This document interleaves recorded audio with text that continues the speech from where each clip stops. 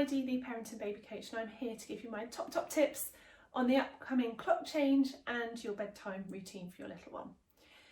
Now, first things first, please try not to worry. I know it's easier said than done. Lots of my clients come to me and say, Heidi, I've worked so hard, my baby's in a bedtime routine, my toddler's doing really well at sleeping, and then the clock change comes, and is it going to all go backwards? And my answer is no, it's absolutely fine. I'm going to give you some ideas here as to what you can do, but also honestly, if you do nothing, it's totally fine too. So please don't worry, try not to worry at least, it's easier said than done. Now I'm going to be walking you through my steps as to how to help your little one, okay? So first things first, even if the time feels different to your little one and they feel a bit out of sync because they're going to bed at what sounds or feels like a slightly different time for them, it's the steps you take before they go to bed that helps them understand that it is still bedtime. So even if the light level's a bit different and their body clock feels a little bit off, actually your steps of a lovely, splashy, loving bath, and then your stories and pyjamas, and then your song and going down to bed can help them recognise, oh right, okay, it is bedtime. Okay, fine, I'll go to sleep, hopefully. So please don't worry, use your bedtime routine to your advantage. You want to still carry out that lovely bath, those lovely stories, and then the cuddles and the songs and whatever else it is that you do at the end of the bedtime routine to help them recognise that sleep is coming and it's okay to go to sleep right now. So if you haven't got a bedtime routine, maybe it's something you want to think about. It's not everyone's cup of tea, but we love it in our house, and I've got 2 little boys and they love these stories, and we really have. It's my favourite part of the day, although granted, it's also a time of day when I'm very much looking forward to sitting down because I've been working or mumming all day long. So first things first is think about the bedtime routine. Then I also want to look at what you can actually do practically to help your little ones understand that it is still bedtime, even if it's lighter, because as we've acknowledged, the clocks are going to change and the likelihood is that it will be lighter and less dark.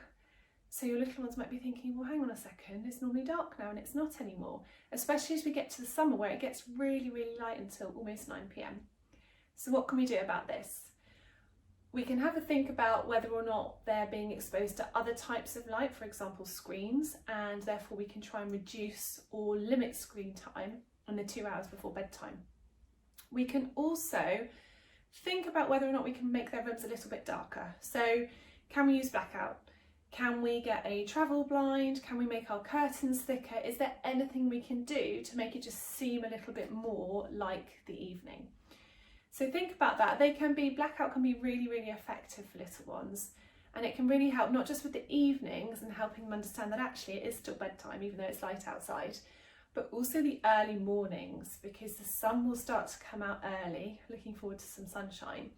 The sun will start to come out early, and it's possible that your little one might wake a little bit early, which is fine, not a problem. But if you want to limit that early waking, then it might be a good idea to have a look at blackout. Okay. Now, when it comes to the actual time of the clock change itself, what we're looking at is, if we're putting them to bed at 7, if that clock goes forward, that will become 8 o'clock. And you might be thinking, well, that's going to be a bit too late if they go to bed at 7.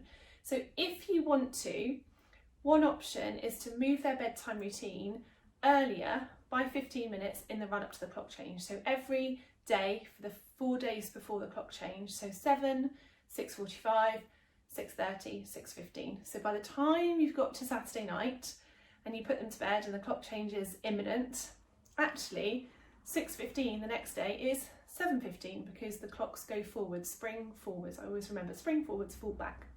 So if the clock's going forward, by Sunday you're back on track and you're only sort of out of sync by 15 minutes, which is really, really easy to catch up to. So if you want to prep in advance, you absolutely can. You could just do half an hour earlier if you wanted to, or you could do nothing. And that's what I was also going to advise for those of you that feel like, oh gosh, a bit stressed by the idea of routines, or it doesn't feel quite right to kind of prep for it. You can just do nothing, okay? Our body clocks adjust very, very quickly to an hour, and within a few days you will absolutely be back on track. So those are my top tips on the upcoming clock change. I really hope they are really useful for you. And the importance of that bedtime routine to signify it's time to go to sleep is huge. So that bath, book, and then tucking them into bed with lots and lots of cuddles. I really hope this comes in handy for you.